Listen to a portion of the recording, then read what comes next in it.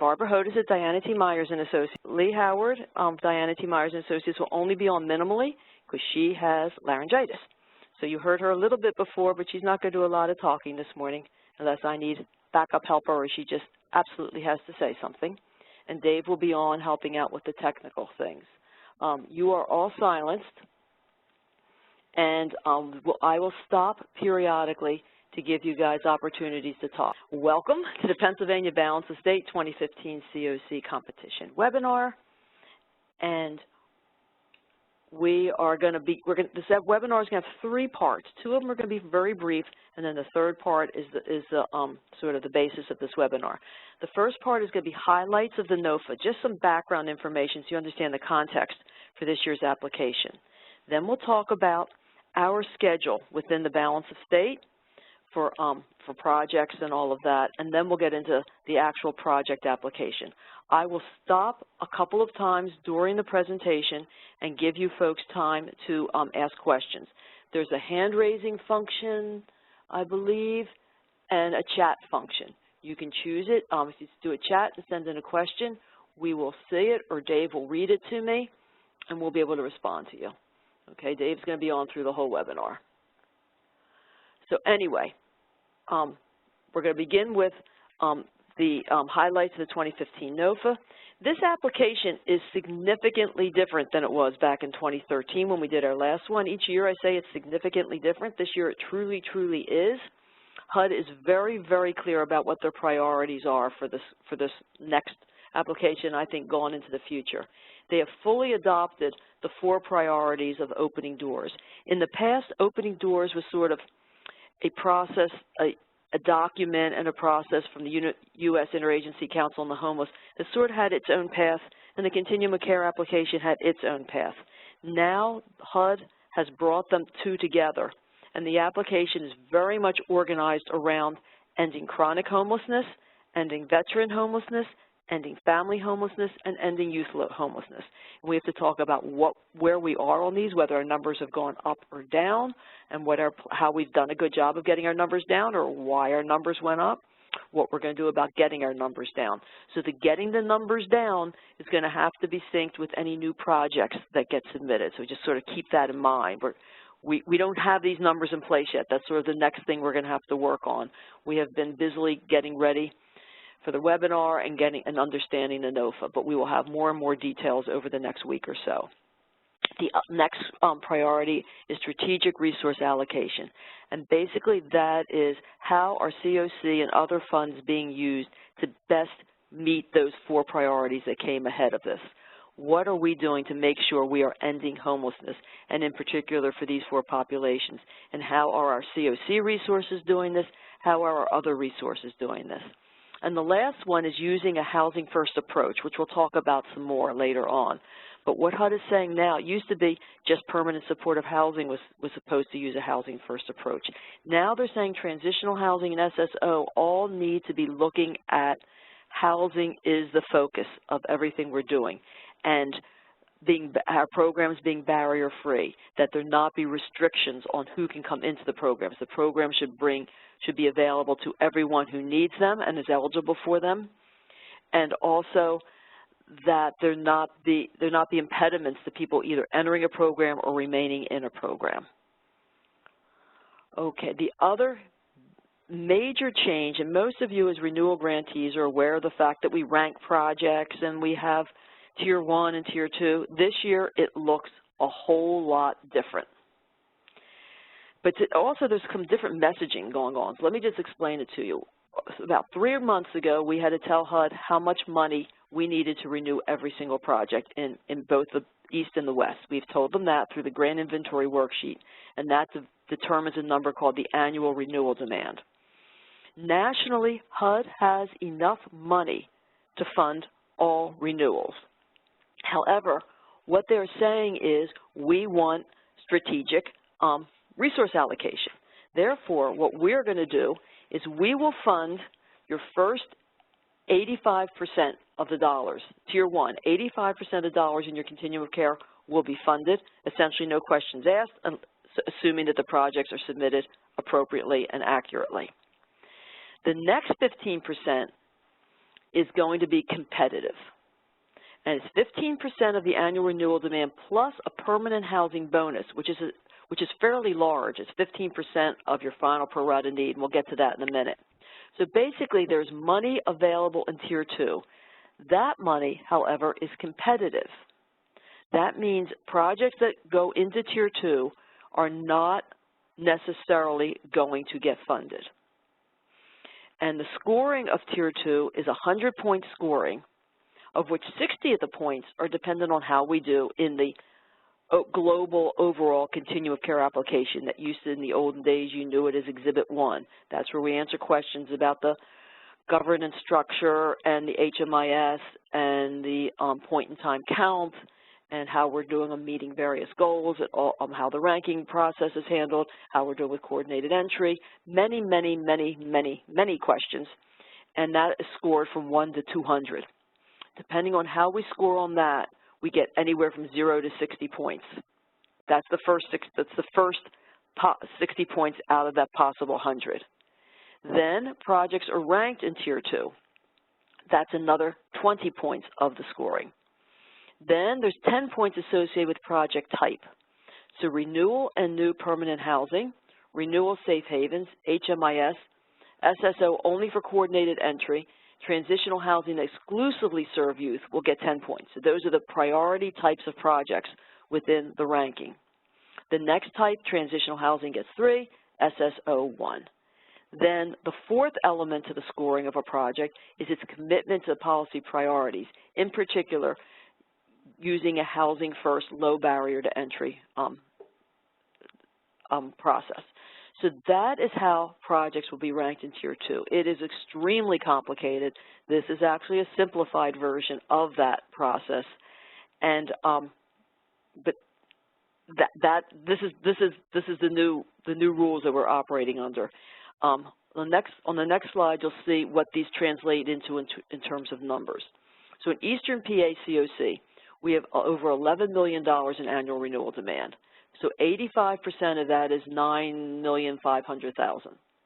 Tier 2, which is the additional 15%, $1,682,000 plus a bonus of $1,682,000. I'm not sure if that number is correct, but our overall Tier 2 number is just over $3 million. In Western Pennsylvania, similarly, we have an annual renewal demand of $8 million. Tier 1 is $6.8 million. Tier 2 is the annual renewal demand of $1.2 million and the bonus of $1.3 million. So where we are with that process right now is this is all brand new to everybody. In the past, if you remember, ranking and tiering was handled very, very differently. HUD basically told you permanent supportive housing got ranked first, then rapid rehousing, then transitional housing, then SSO. Now they're saying, nope, not doing that. You give us your ranking, and we'll go down the first 85%, and then you give us the next 15% plus your bonus. So where we are with that is in the Western PA continuums of care, this process of figuring out Tier 2 has started. In particular, in the Southwest, they've made some major leaps in this, and several projects have come forward and said, we understand what the new policies are, and we are open to reallocating our projects to rapid rehousing or chronic, and I'll explain that in a second. The process in the East has not gotten started yet, and the Northwest is starting momentarily. So that's where all of that is. So new projects can be a bonus, and remember I told you that you know, like over $1 million in each of the CoCs, can be for permanent supportive housing for chronically homeless, rapid rehousing, and they are ranked in Tier 2, like we said. And we don't know if, and the ranking is also up to the CoC. They could be the first 2 ranked projects, the first ranked project, the bottom ranked project in Tier 2. It can be 1 mega project that's like a regional project. It can be 5 little projects. The bonus is a brand new concept to us, and we have to come up with a process for it. Excuse me. Reallocation, that's when a project says, you know what, I think my project is no longer meeting HUD priorities, or the CoC says, I think your project's no longer meeting CoC HUD priorities, and we're going to turn that project into something different. And that can be turned into permanent supportive housing for chronically homeless. It can be turned into rapidly housing. It can be turned into a supportive services only specifically for coordinated entry, coordinated assessment. It can be a new HMIS.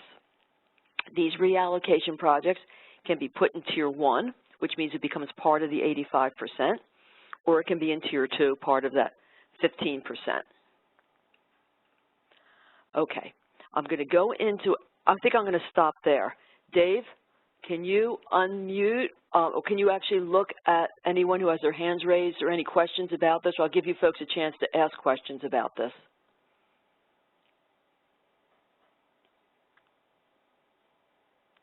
Anybody have questions? I'm not seeing anyone. This is a chance. I know it's confusing. It may be too much new information to even begin to ask questions about it.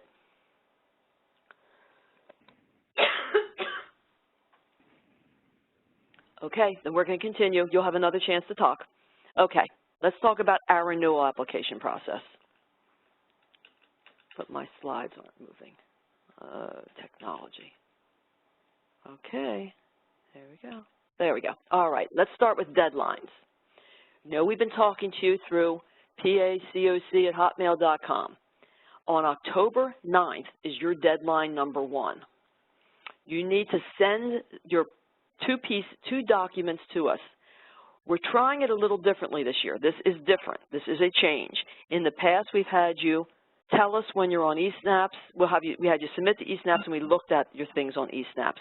What we've learned over the last several years, and I kind of didn't agree with this at first, but I think it's the way to go, is rather than you're submitting, you're going to send us PDFs, and I'll go back and talk about that in a minute. But the reason we made this decision was because eSNAPs is extraordinarily slow. So from our end, looking at them in eSNAPs has a lot of downtime.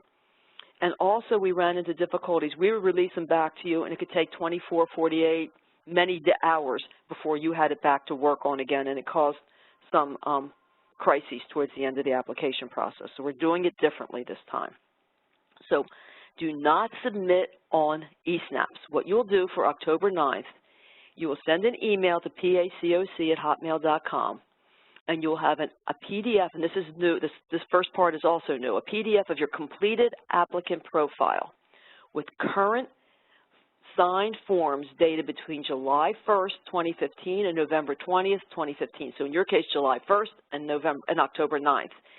This is because for the first time, HUD has said the CoC is required to review these forms to make sure that they are accurate, new, and reflect that timeline.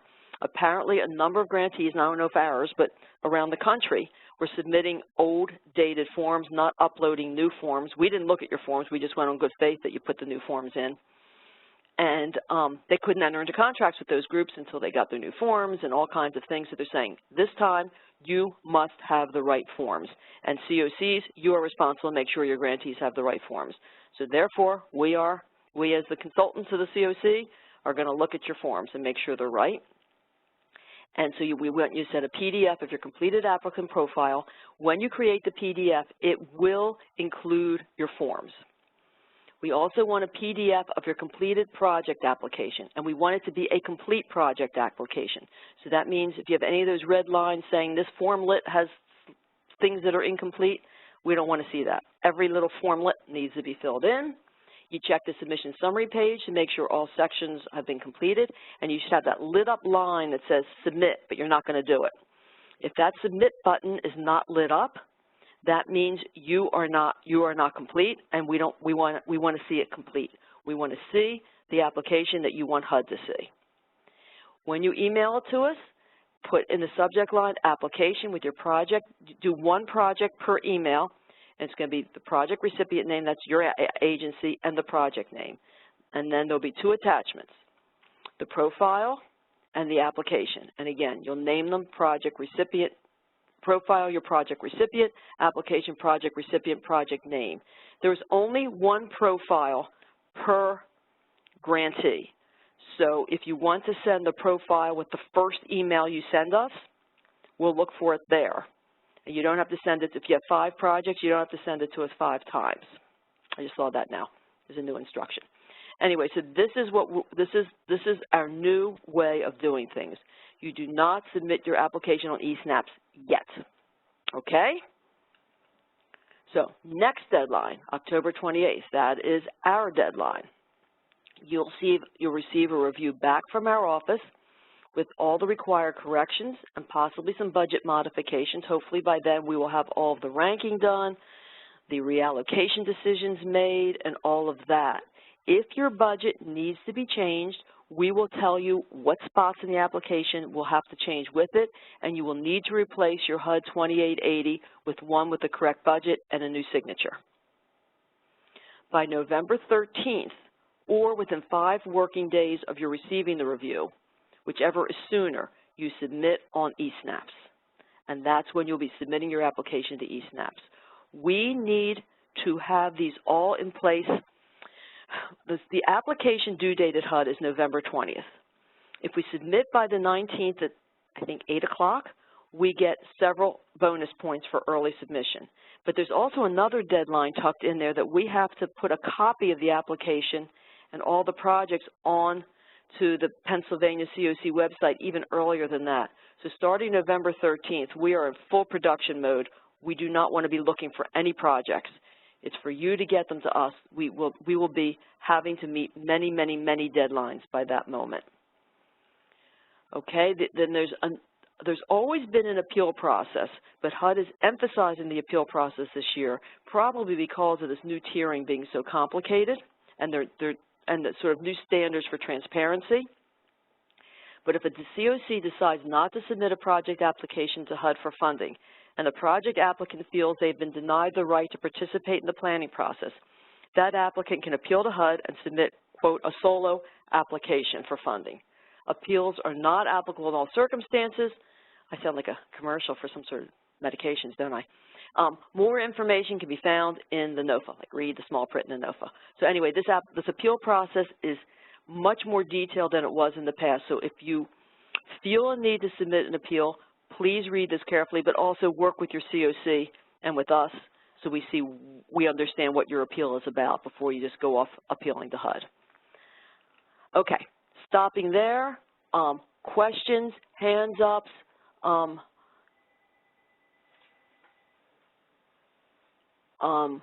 not seeing them. Barbara, I have 2 questions.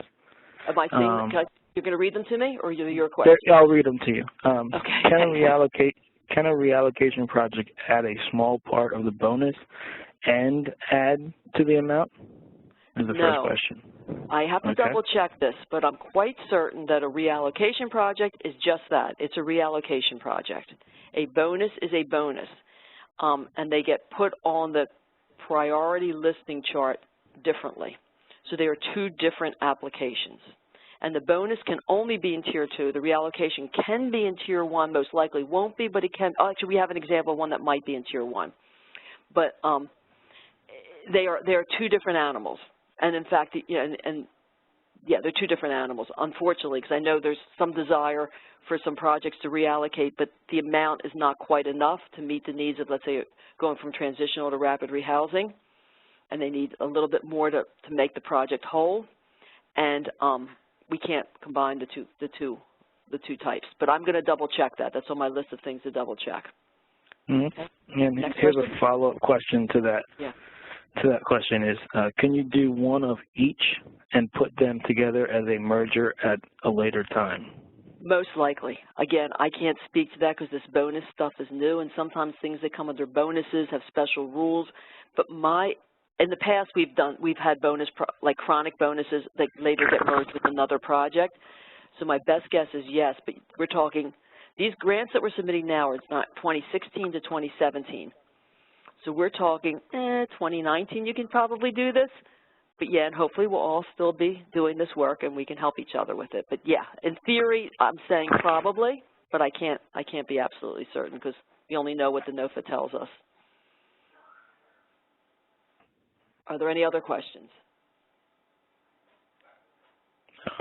That's all the questions in the chat. Okay. For any hand raisings? I don't know how that works, but you can see it there, Dave. There's a question that's not appearing in the chat, and I'm actually going to unmute that person. Okay. Stacy Tice. Hold on one second. Okay. Stacy, are you on the line? Yes, I am.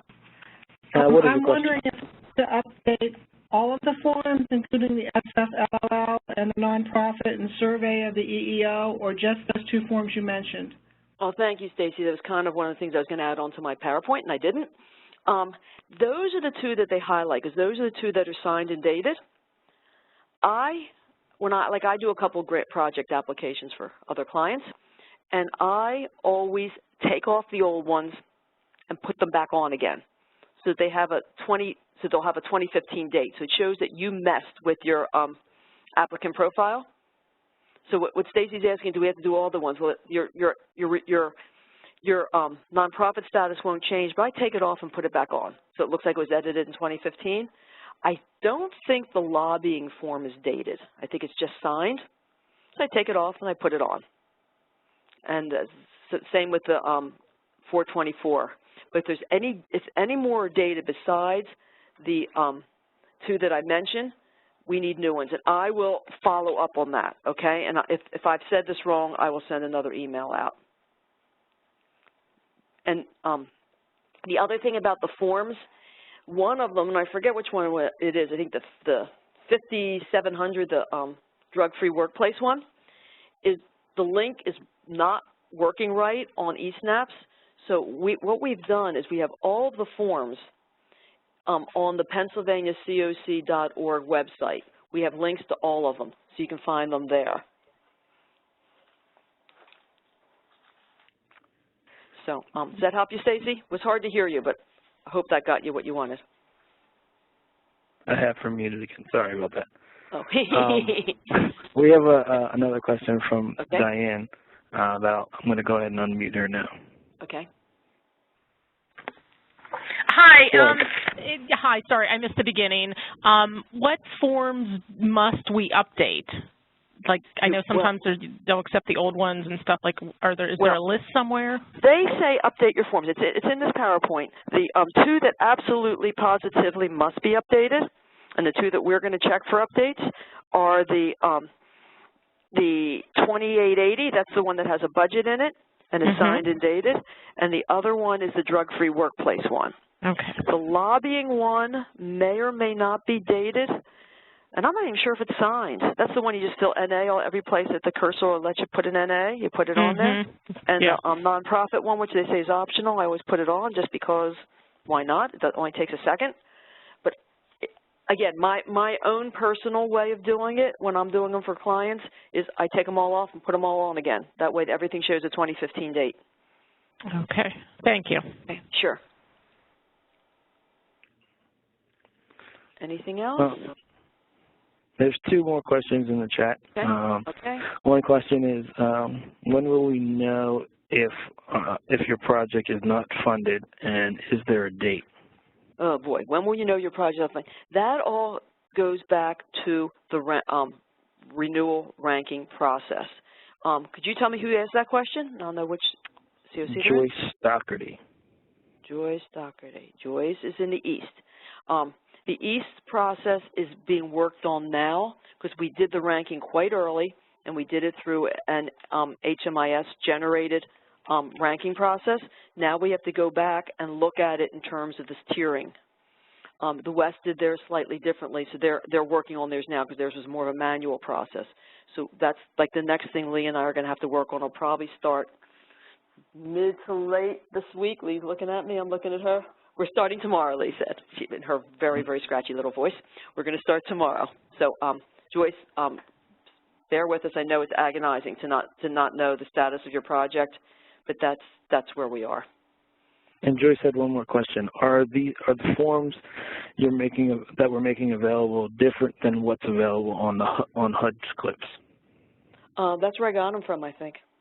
Yeah. If you can get them off of HUD clips, the easiest way to get those forms is to Google them. And they pop up.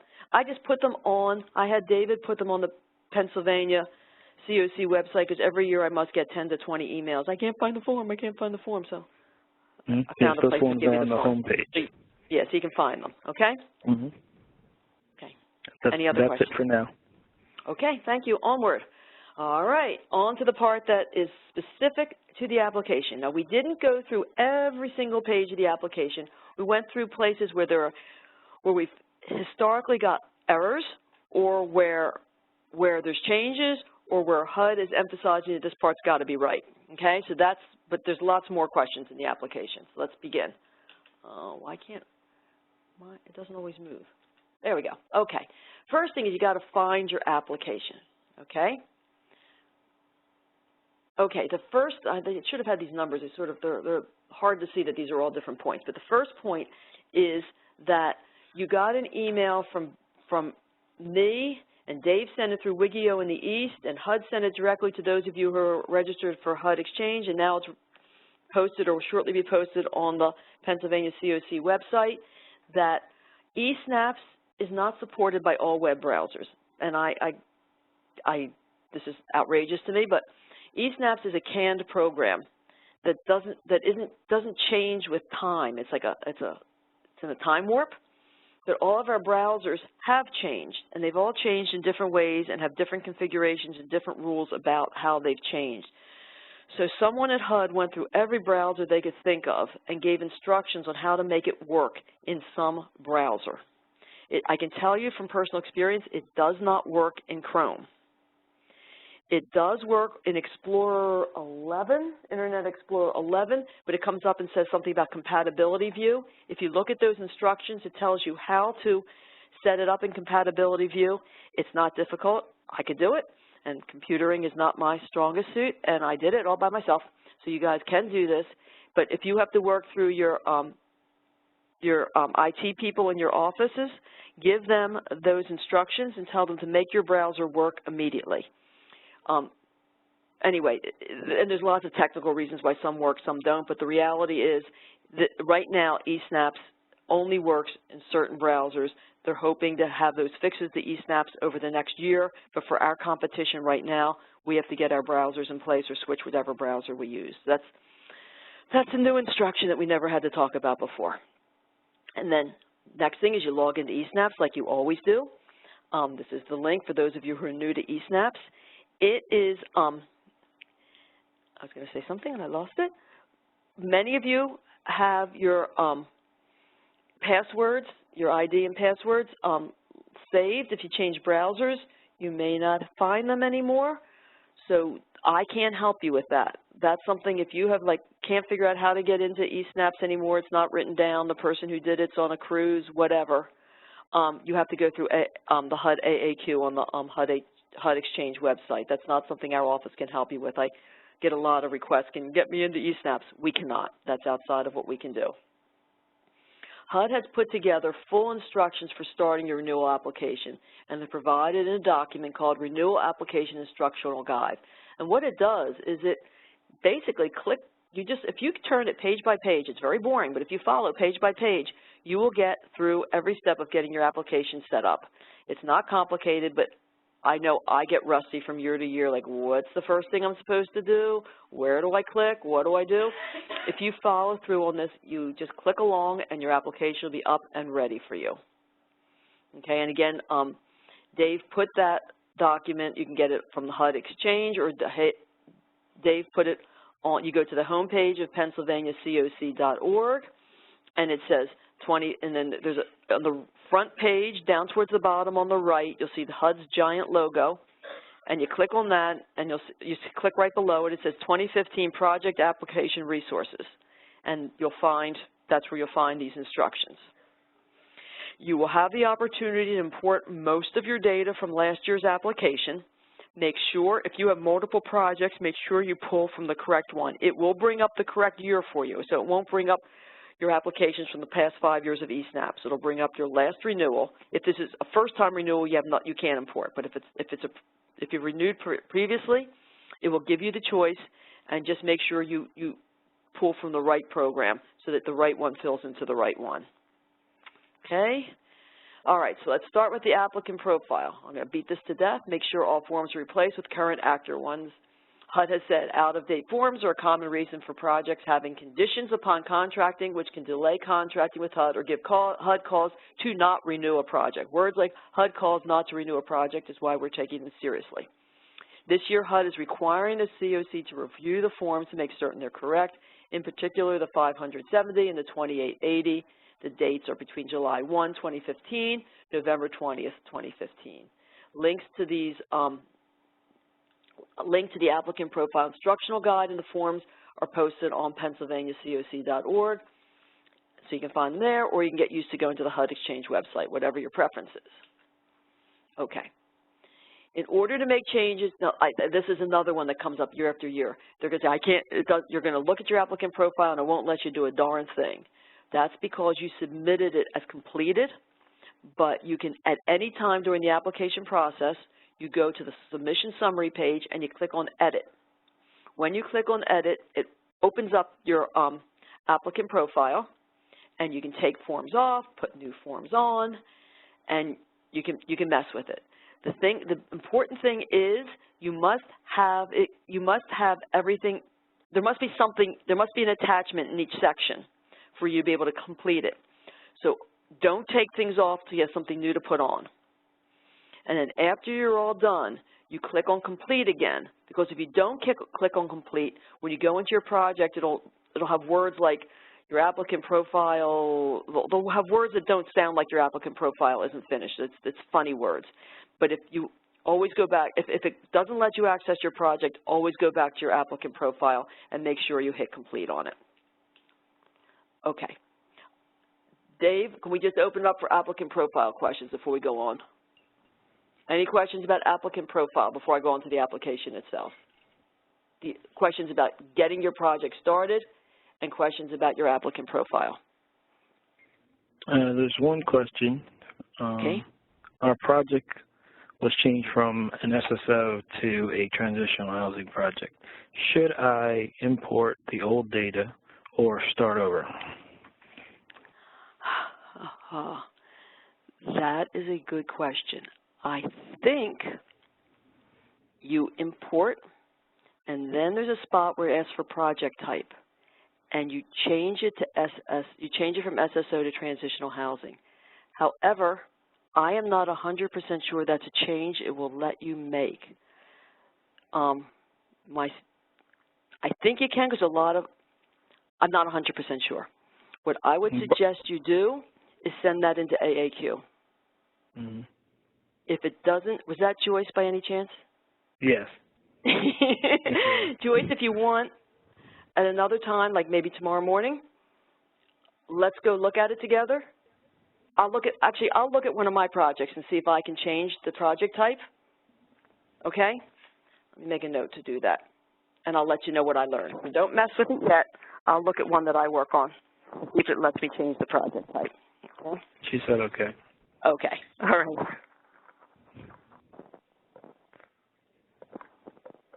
Any other questions? Nope, I'm not seeing any of them. All right, you'll get more chances. You can always backtrack to things you forgot to ask before. Okay, now on to your project itself. A lot of the questions have changed. We say this every year. Read every question. Follow every instruction. Do not be quick and fast, because what that does is creates potential errors on your part and tremendous amount of work on our part to tell you, no, you didn't do this, no, you didn't do that, you didn't say this, you didn't say that, this doesn't match. And it could potentially cause problems later on, because if you answer something wrongly at the front end, the application itself may not fill properly. Like, it may give you the wrong screens. That happens a lot. When people don't fill things in right, they don't have the right screens, and then they don't understand why their application is not making any sense. There are detailed instructions for completing the renewal application, excuse me, and we just found them. They just got posted. I said they weren't posted as of today, but they are. They got posted after I typed that. I forget how many pages. Karen brought it into me. It's something like 128. It's very thick, and hers is printed on two sides. Mine's printed on one side, which means I'm going to have to use one of the biggest bulldog clips that they make. Please read it, though. Just use it like to see what they're asking about each question. Again, I think I just sent it to Dave like right before this webinar started. He'll get it on the website, and it's also on the HUD website. Also, on the top of each page, there's this little show hide icon.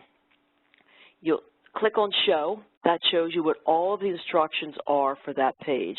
Some of them, though, are not very detailed. They're kind of generic. I would always go to the detailed instructions and make sure you're doing things right. Okay? The detailed instructions are actually as thick as they are. I just remembered why. Because there's like a chapter for permanent supportive housing, a chapter for rapid rehousing, transitional, and SSO, and all the HMIS. So you only really need the intro stuff and your chapter. So it's not quite as intimidating as I made it out to be. Oh, come on. Okay. The application begins with a section called SF424. Those of you who are old-timers, not old, just old-timers in this application, you'll remember we did this paper SF424, which was like a 8-page thing that you put in the front of your application. Now it's the first X number of questions in your application. So when you bring up your application for the first time, it looks like it only has like 4 or 5 questions in it, because those are the SF424 questions, and they must be answered before eSNAPS will give you your entire application. Most of it is pre-filled. Just check it for accuracy. They pre-fill it mostly from, I think, your applicant profile. So if there's errors in it, you need to go back to your applicant profile, fix your applicant profile, resubmit that, then go back into your project.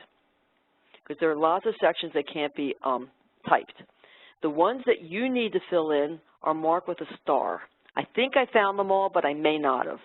The first one is question 5B, and there you will need your you'll need your federal award identifier. That means your grant number of the grant you're renewing.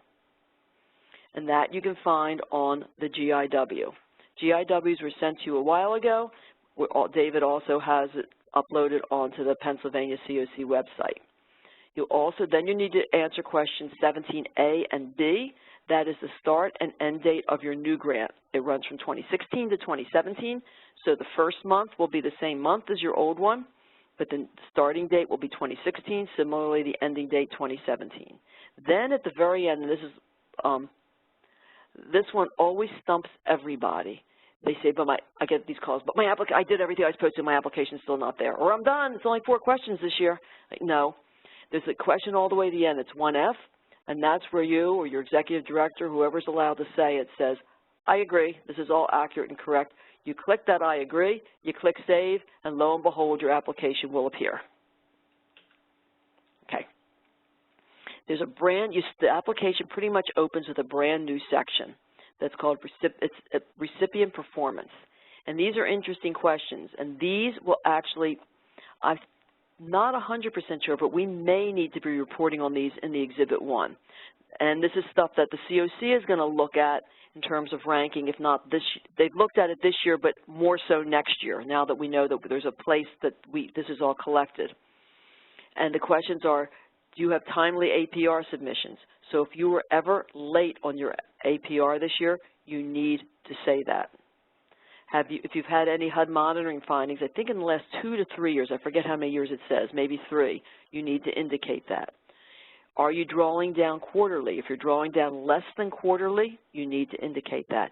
If you've had funds recaptured by HUD, you need to indicate that. So if you have looked at the ranking criteria for both the East and the West, you recognize that in particular, recaptured funds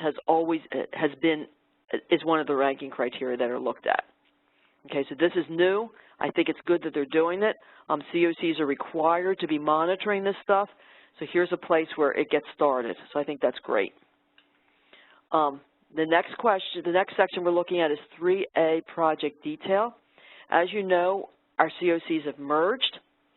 So there's no longer a PA 507 or PA 602. Sorry about that. And so all Eastern PA grantees are now PA 509, and that is Eastern PA CoC, but eSNAPS, I believe, still calls it Allentown Northeast PA. So even if you're in, Cumberland County, you're in Allentown/Northeast PA CoC in eSNAPS world. Similarly, all Western PA grantees should select 601, which they're calling Southwest. We apologize to the Northwest.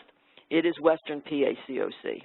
So I don't know when you go into eSNAPS whether the 507 and 602 will still be on there.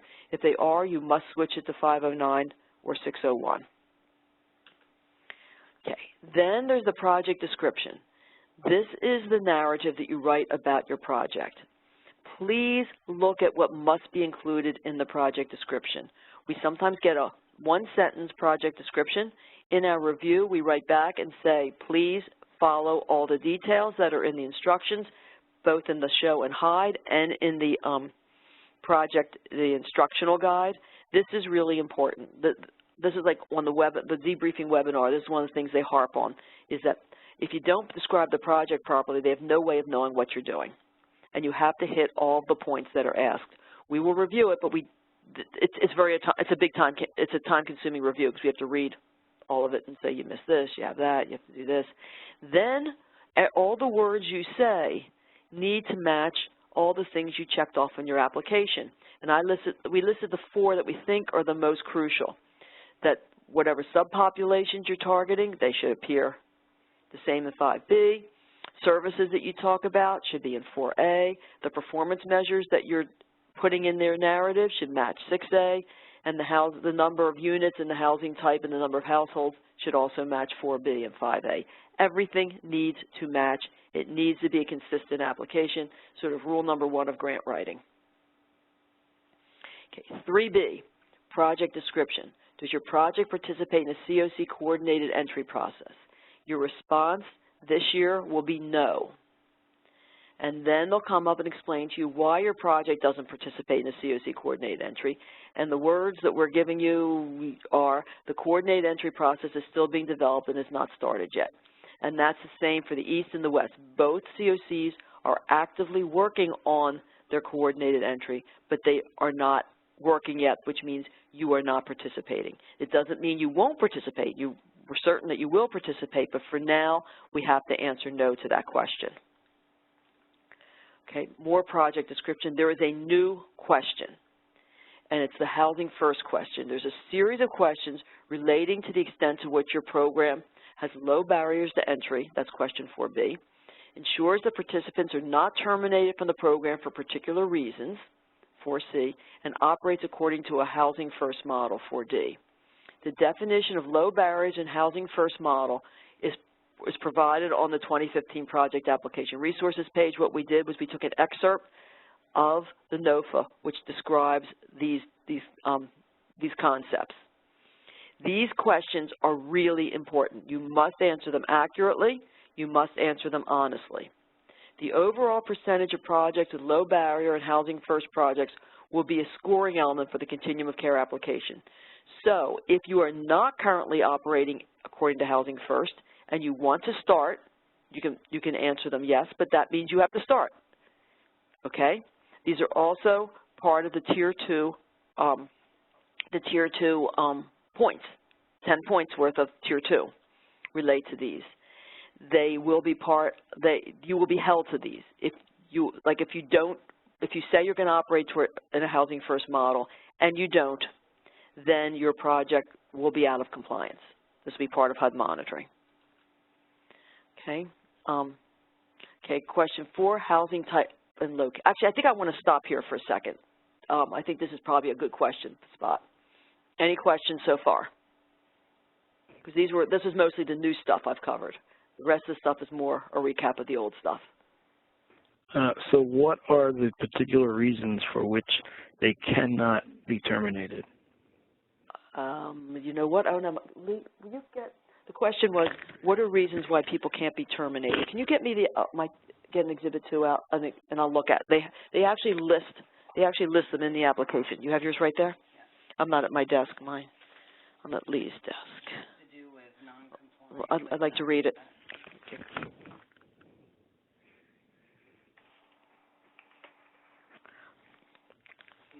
I know. I'll go get mine. Could you?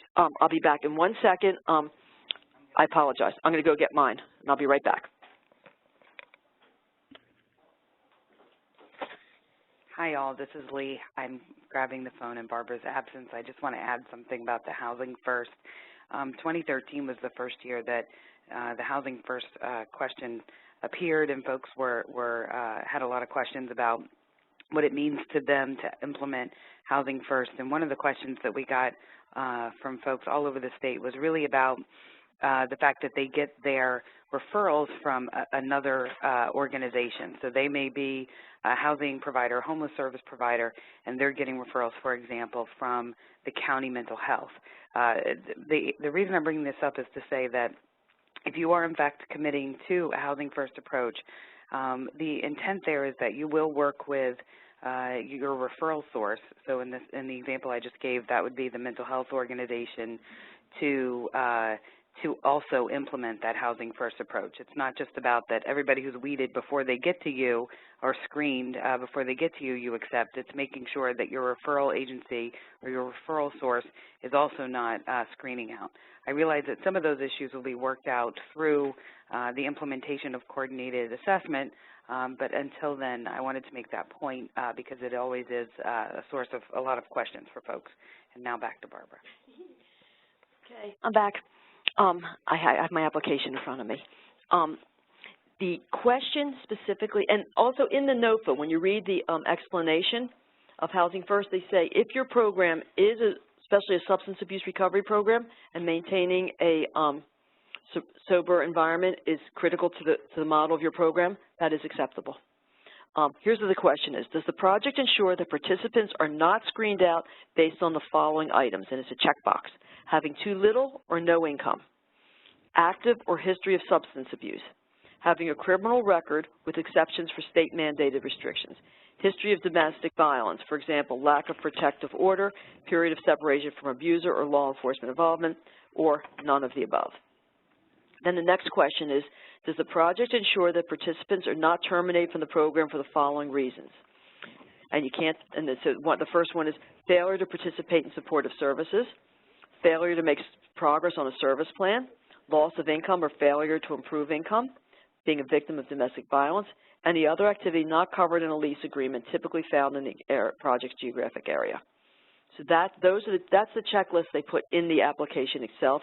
And what happens is we have to count up the number of answers to each of those questions and put them in the Exhibit 1. And that will define whether the project it will go towards the scoring of the entire project, the entire CoC. Any other questions about where we are up until now in the application? There is two questions that are similar, and it's related to monitoring. It says if you were monitored and you had no findings, or if you did have findings, do you have to indicate that there were no findings during the webinar? Do you only have to specify the monitorings where there were findings? I think that's what it says. Did you have any monitorings in which there was a finding? And then there's another follow-up question. If there was a finding, what is its status? Something like that. They're looking for negative. They're looking for negative monitoring or unresolved monitoring. Okay. So as long as you didn't have any findings, you just answer accordingly.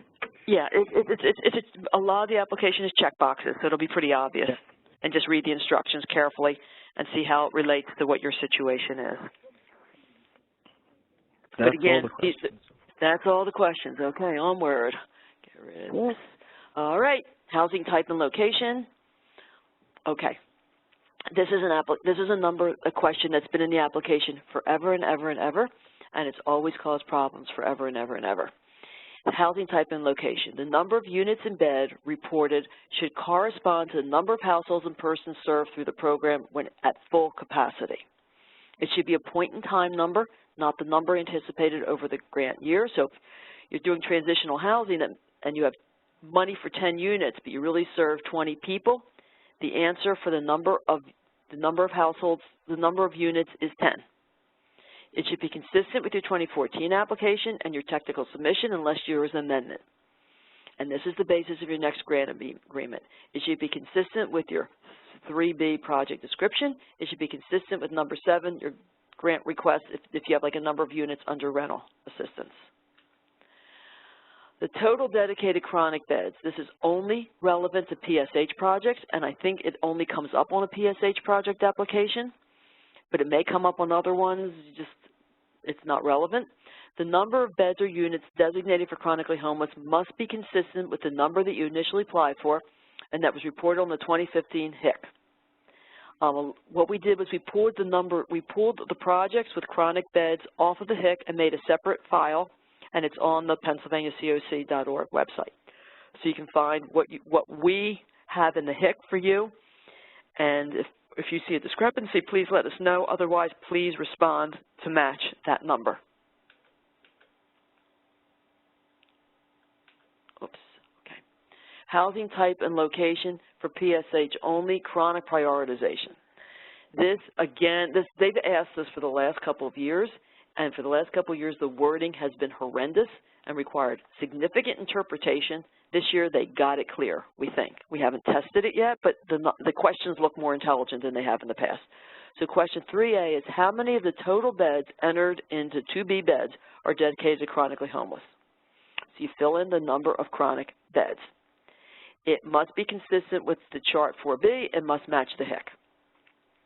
Of the total number of beds, how many are not dedicated to chronically homeless? You take the total number of beds and you subtract out the number of chronics. If you have 0 chronic, it is your total number of beds. If you have 8 beds, 5 are chronic, 3 are not, this answer is 3. Okay? Then, how many of the beds in 3B, that's the non-chronic beds, will likely become available through turnover? So this is really based on how you see turnover happening in your program. You know, you may have very minimal turnover, you may have a lot of turnover. We did a calculation on this in the 2013 application based on an APR formula. It was really goofy. I think you have to look back at how your program functions historically and give a good estimate of what you expect the turnover to be in your program. Then you look at the number in 3C and tell us how many of the beds listed in 3C. So let's say you have 10 non-chronic beds and you expect 3 to turn over. Of those 3, how many will be prioritized for chronically homeless? And then we have some policies around that. In Western Pennsylvania, they passed, I think it's called a prioritization policy. And the wording in it is, the COC has established a policy giving first priority to households who meet the HUD definition of chronically homeless in all non-chronic designated turnover beds in permanent supportive housing. So that means in the example I gave you, there were 3 beds that will turn over. The number of those that will be prioritized is 3, okay, 100%. And this, okay, in Eastern Pennsylvania, the policy has not been finalized. A policy was established in Central, a policy was established in Northeast, but there's not official COC policy at this time. So unless a policy gets developed in the next brief period of time, what the Eastern PA grantees should do is you should prioritize at least the same percentage as you did in your 2014 application or higher, okay?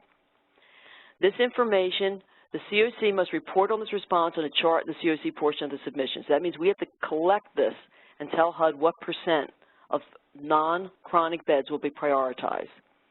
Your response will be built into your grant agreement. So you are saying, I am prioritizing. It doesn't necessarily mean you will fill it with chronic. It means you will prioritize. You will have a process for prioritizing chronic. And we know that you don't yet have coordinated entry. That will help you a lot. But for now, processes have been set up in both COCs for identifying chronically homeless, and they have first priority. It's not first on your waiting list. HUD is saying you prioritize those with the greatest need, not those who came in your door the soonest. And then over the coming year, you will be asked to track the turnovers so that we can quantify how the prioritization is happening in your COC.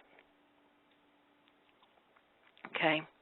The next question is another new one, and this year, for the first time, HUD is very much emphasizing youth. So what they're saying is, in particular in transitional housing, how many beds entered in 2B are dedicated to youth? This is a new question. There may be a rapid rehousing question that's similar, but we have not seen a rapid rehousing application. We just happen to do one for transitional. We do one for permanent supportive, so we know what they look like. Rapid rehousing, you may have a question that looks like this, you may not. We're not sure yet. We will know when you guys start working on them.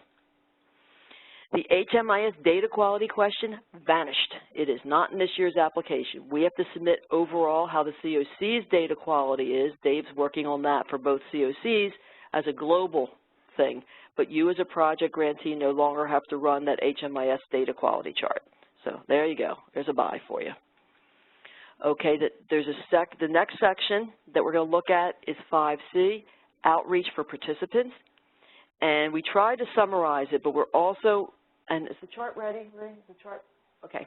We also put together a chart that takes the HARTH definitions and shows how they line up with each project types. And that's also either, if it's not already, it will be on the resources page of the PennsylvaniaCoC.org. But basically, here's how it works. If it's a permanent supportive housing project for chronic, 100% of the participants must be from streets, emergency shelters, or safe havens. There are only safe havens in Washington, HUD-approved, HUD-funded safe havens in Washington and Westmoreland counties. We always see people clicking on safe haven in other COCs. There are none. So only Washington County and Westmoreland County projects can click that. Permanent supportive housing for non-chronic, people may come from transitional housing if they came from the streets or emergency shelters prior to entering transitional housing. They can't have gone into transitional housing from a doubled up situation and then be eligible for permanent supportive housing.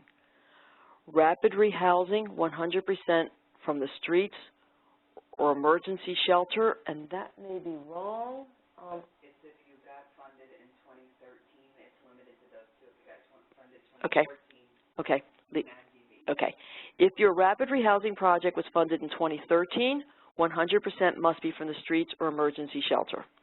If your rapid rehousing project was funded in 2014, you can also be serving people who are fleeing domestic violence. Supportive services only in transitional housing projects. You can also collect at imminent risk of losing their nighttime residence in 14 days and have no subsequent housing identified and lack resources to obtain other housing. These people, however, will not subsequently be eligible for permanent supportive housing or rapid rehousing. Read the instructions carefully. Look at the eligibility chart. Okay, more about outreach. Homeless, there's another category that says homeless is defined under other federal statutes. That's not applicable. Our COCs have not been approved by HUD. I don't know if any of them have nationally, but we have not. Persons fleeing domestic violence can be checked off for SSOs and transitional housing and new rapid rehousing or 2014 rapid rehousing if no subsequent residence has been identified, no resources or support network is available to obtain permanent housing. Then we come to the exciting performance measures section. This is actually, this is an important section, and it's reported on in your APR. And in the East, actually, this was used in the ranking criteria. I'm not sure if the West did, but I know the East did. Responses to this question vary by project type. The question is nuanced slightly differently for different projects, so read the instructions. And in fact, there is a special guide, performance measure instructional guide. It's on HUD Exchange in Pennsylvania CoC. Carefully read the instructions concerning what a universe means. That gets messed up every time. And review all the definitions. And you'll have to report on these outcomes in your APR. Budget. Fill in your budget according to the GIW. Go all the way out to the right, and it's really hard to see, but go all the way out to the right because you want to use subsection 3.1, columns AC through AU. That is your renewal budget for now. It may get changed through the ranking and reallocation process, but right now, your submission for the 8th or the 9th, the 8th, we have that budget on it. We sent you the GIW in August, and it's posted. When you receive your review of your project application back from us, if there is a budget change, we will tell you what changes in your application need to be made. Like we'll say you have to fix your 2880, you're going to have to fix this, you're going to have to change that. We'll do our best to make sure that your application remains consistent, even if there's a budget change. I see less of the shaving kind of budget changes that we've had in previous years with the new way of tiering, but we'll see. I'm sure there'll be some projects that will have some budget changes, but I think it's going to look different this year than it has in the past. In the past, we'd have 20 projects in a COC that had to change their budgets. I don't think it's going to look like that this year, but we're not that far along yet. There's question 7A3. Are the requested renewal funds reduced from the previous reward as a result of a reallocation? At the moment, your answer is no, because that process is underway. If there is a change in your budget, if your budget was reduced through reallocation, your answer will be yes on your resubmission. Okay. The supportive services and operating budgets, we say this every year. You must enter information in the quantities detail section, look at the instructions, and fill it in appropriately. Allowable line items have changed under Hearth. Most of you have lined up your application, your project accordingly, but some still have not. You should go to the interim rule, and there's a really good explanation of what is eligible and what is not. And I'm giving you an example. Previously, first and last month's rent were eligible under supportive services. Under Hearth, they are not eligible under the supportive services, but they are eligible under leasing and rental assistance. So you need to really understand what the definitions are and how your budget works under Hearth. The inclusion of, and then this came straight from HUD, the inclusion of ineligible expenses may cause HUD to reduce your budget at the time of grant agreement. We don't want that. Okay, then there's a budget summary, and this gets pre-filled. All the answers that you gave in this previous budgets, your rental assistance, leasing, services, that all just gets thrown into the budget summary. However, you need to put in your admin. People often forget to put in their admin. Use the amount on the GIW. The form will come up, and in red it will say you can go up to 10%. You cannot. You can only go up to the amount on the GIW. If your budget is reduced by the CoC, you'll also have to keep your admin at the same percentage it is now. We'll help you with that calculation. Lee and I both happen to like algebra, shocking as that sounds. When the final is submitted on ESAPS, your total budget must match the amount approved by the CoC. If your number does not match the number that we're expecting you to apply for, everything goes haywire. The numbers have to line up. And because we have so little time, we can't have errors on that last submission. Your budget has to be right because we're not going to have time to go back and forth with you. We're getting too close to the wire. Okay, match and leveraging. This will be brief. And I think, and let me look at Lee, we're going to try to do another short webinar or send out a PowerPoint on match and leveraging in more detail. But the basics of match are all component types except leasing, all component types must provide at least 20% match, cash or in kind, of the total grant request. This includes admin but not leasing. 25% of everything except leasing. Remember, it's cash or in kind. So those of you who are shelter plus care applicants, this is lower than it used to be. It used to have 100%. Those of you who are old SHP, your match used to have to be cash. Now it's in kinds allowed. So the match requirement feels onerous, but it's a lot better than it used to be. All match must be for activities that are eligible under CoC program's component, even if those activities are not funded under this grant. So let's say you don't have any money for case management in your grant. Case management is an eligible expense, therefore that can be a match if you're getting your case management from some other source or from some other program. Leveraging is above and beyond match, so don't overmatch. Like in the past, we just, whatever the amount was, it was. Just stick with 25%. Anything above that becomes leveraging. Leveraging funds may be used for any program-related cost, not just CoC eligible ones. Match and leveraging cannot be double counted. They're one or the other. They're not both. You can't use the same source twice. Apparently, that's in the HUD instructions, so people must have done that. Okay, here's some new stuff. Match, and I've seen discrepancies in the instructions. We have to go back and look at the project instructions, but this is what I read most recently. Match documentation should be submitted with the project application. And then it says, and will be required before execution of a grant agreement. But what I'm understanding this year, in the past, everyone said, do I have to attach my match letters? And I say, no, just keep them in your file. This year it looks like, and we'll double check this, that you need to attach your match letters, okay? Leveraging to be counted towards the 150% goal. That's the goal again this year, 150% COC-wide, so that we look for that much or more per project.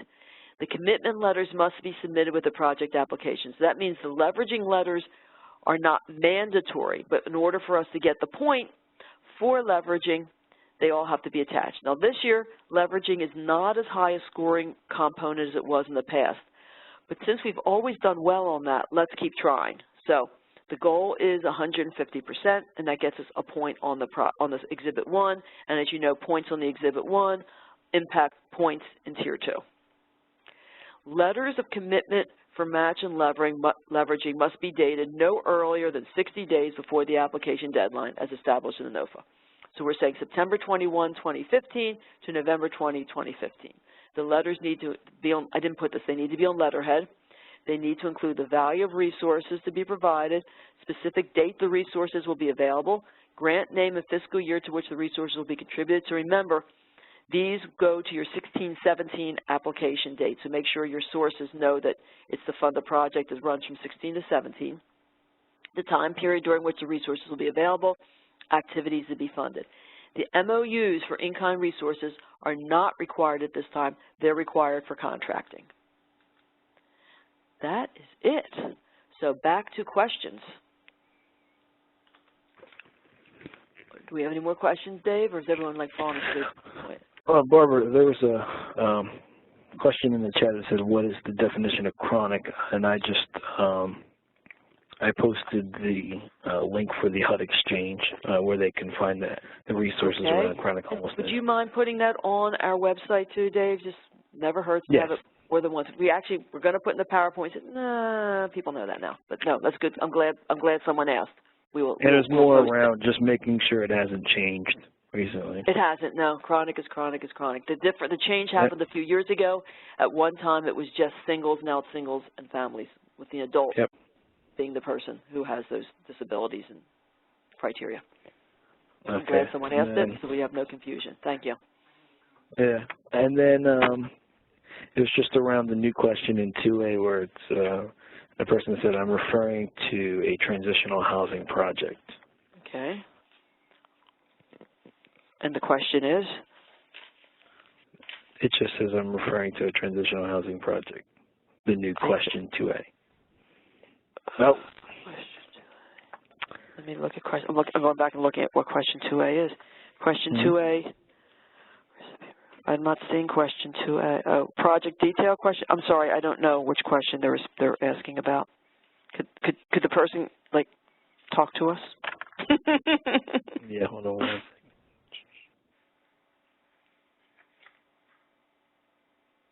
Oh no.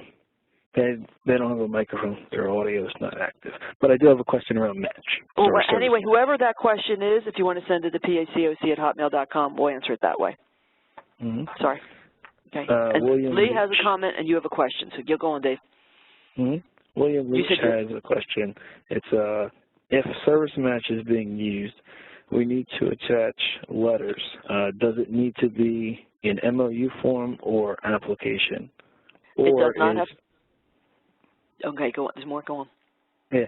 Or is the match form good enough, and the MOU at the contract? Yeah.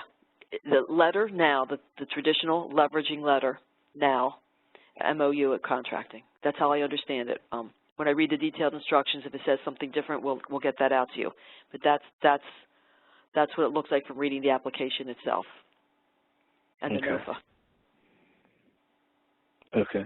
And Joyce specified on that question from before. It said, does youth include children or independent youth? Page 25 or within the PowerPoint. Okay, youth, and I'm going to have Lee answer that. The definition of youth. Who would be considered youth? I'm going to put it on speakerphone. The youth would be 18 to 24. It could be singles, there could be households with children, either way. But they are the head of the household is the youth. It's not like a 24-year-old living with their 45-year-old mother. Right, likely not, but I mean, they are counted as a youth in terms of the PID count, but they're not considered a youth household in the same way.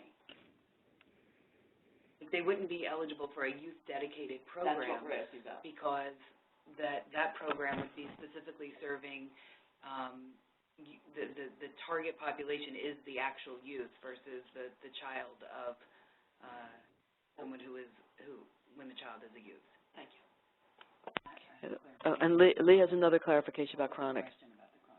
The definition? Yeah. Okay. Lee has a comment about chronic. Even though the chronic definition is not changed, I know there was some confusion about that because HUD asked for input and has promised to revise the definition but has not yet. This is applicable for the West specifically, which is in the chronic prioritization notice that's been adopted by the CoC, there are 4 categories of chronic.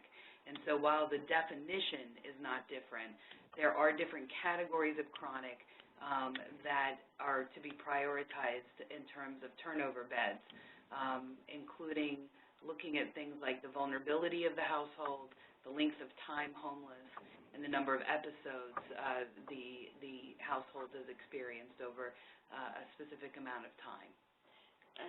I want to add to that, Dave. I will send you the West chronic prioritization policy, and if you could post that, please. Okay. Okay, so those in the West, we have the policy, and it can be posted. Okay. Are there any other questions? And it was kind of hard to hear around the youth, the definition of youth, but just for clarification purposes, youth as the head of household is the question, and yes, youth is 18 to 24. Dave's just repeating your response. Oh, okay. Trouble here. Okay. Lean closer. Hi, sorry. Dave, for those folks who are on the line whose friends and neighbors may not have been able to join the webinar, do you have any sense as to how long it will take to get a recording uploaded? Shouldn't take me too long. I'll try to have it edited by the end of today, and it should be up as soon as tomorrow morning. Okay, so we will get the link out as soon as you get it to us, but if you're a RAB chair, going to be at a RAB meeting in the next day or so, and folks had a hard time getting on, please let them know that information. Yeah, I just have to download the recording and make sure the first part where we are having technical issues, I'll remove it so that everything's clear and concise. That's great. Thanks, Dave.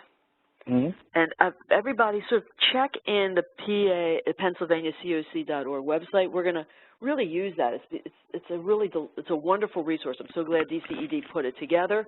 It's that way you're not going to get hundreds of emails from us saying, oh, here's something else you should read. Here's something else you should read. Check that website frequently. I think it's going to be a great communication link for all of us. And again, all the resources for the CoC application is going to be in the bottom right-hand corner of the home page underneath the HUD logo. Great. Yeah. Thank you. Yeah, I think it's pretty. Just to go. Yeah, just have to scroll all the way down the page. You'll see resources. You'll see 3 logos across. The one on the right is the giant HUD logo. It's real big. Okay. Do we have any other questions? Comments? General enthusiasm for this year's application? Upset stomachs? Okay. I would unmute everybody, but we might just. Wait, hold on. You want to unmute everyone, have a giant oi together? Okay, so I think if there's no one else has any questions, I think that's it. Thank you all for participating. We'll do our best to be responsive to you, but I think this and all the extra documents that are made available to you should be adequate for you to be pretty independent on moving ahead. Of course, we're not going to abandon you, but we think you've got the resources and the experience to be pretty independent on it. So we're looking forward to seeing good applications coming in. New project application information, that's our next hurdle to start thinking about how that will be handled. Right now, this was all about the renewals. Okay? All righty. Good luck, everyone. Talk to you soon. Bye-bye.